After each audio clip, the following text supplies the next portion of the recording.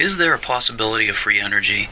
Tune into my talk show, Universal Talk, Saturday, December 19th, where we will explore the evidence. We welcome Dr. Brian O'Leary, international author, speaker, peace activist, founder of nonprofits, and congressional presidential candidate advisor.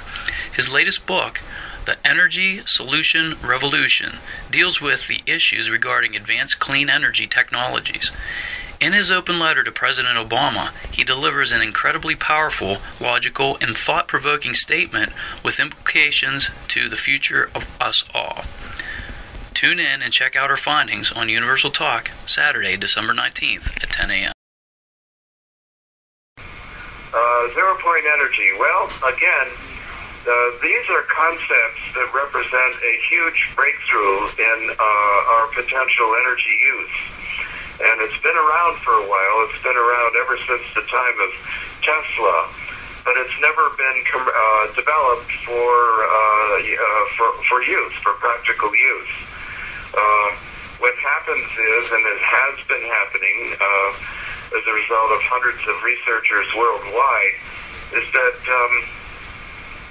as soon as an inventor or researcher, having proven the concept, the basic scientific principles behind some of these energy modes, then when they try to bring it to market, there's almost always some sort of suppression, sometimes violent. It's very clear the powers that be don't want this. So what am I talking about? Well, there are many potential breakthrough clean energy technologies. The one that's probably been discussed the most is called zero-point, or vacuum energy, or it could sometimes be called plenum energy, because the vacuum of space is actually seething with a huge amount of potential energy. And so there have been many experiments that have done that have shown this to be true, various machines that have been built. Even though most of the mainstream scientific community denies this possibility, it nevertheless is very real. And so there are more and more scientists that are working on these concepts, and I think that what we're really dealing with is a cultural, social phenomenon of the suppression of promising alternatives, rather than trying to prove or disprove the technologies themselves, which actually, there are so many different technologies developed in laboratories throughout the world. I've visited many of these inventors, and there's no question that we can create a great deal of energy from the vacuum of space. Wow. Did you mention that you were a professor?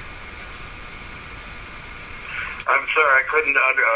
Your voice is very, very faint. Okay, I'm sorry. Did you mention that you were a professor? Was it Harvard, or where did you teach? What did I teach? Yeah, where at? I'm sorry. Gosh, your voice is just so faint. Okay. It's like a hearing test. Oh, my God. Well, you know what? You're not the first guest that has mentioned that. Well, And your voice is also distorted, so it's faint and distorted. So I'm having some difficulty understanding your questions. No, I'm sorry. We're working on it right now. I don't know if you can hear me, but where were you a professor at? Boy, I didn't catch that. I'm sorry. I wish I did. Can you get me on the phone here so I can talk? Yeah. Okay, let me try something different here. Okay. Can you hear me now? Much better. Okay. What I'd like to do here is just maybe have the listeners, if you could tell them where you used to teach. Weren't you a professor at Harvard or somewhere? Well, at Cornell and Princeton. Oh, okay. And that was back in the 70s and 60s and 70s.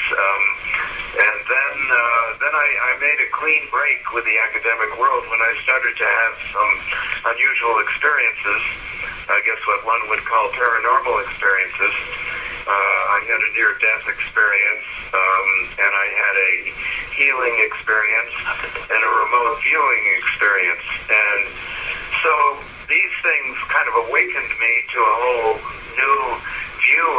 science ought to be doing, and a much broader view of reality, a much bigger paradigm, if you will. And so I spent about 20 years deeply studying various modes of what I would call new science, or science of consciousness. Right. And having made the clean break with the university, it was I was a lot freer to do so. It was also less secure in terms of my career, of course. And I had mortgages to pay and kids to send to college. Right. One of whom went to Penn State, by the way.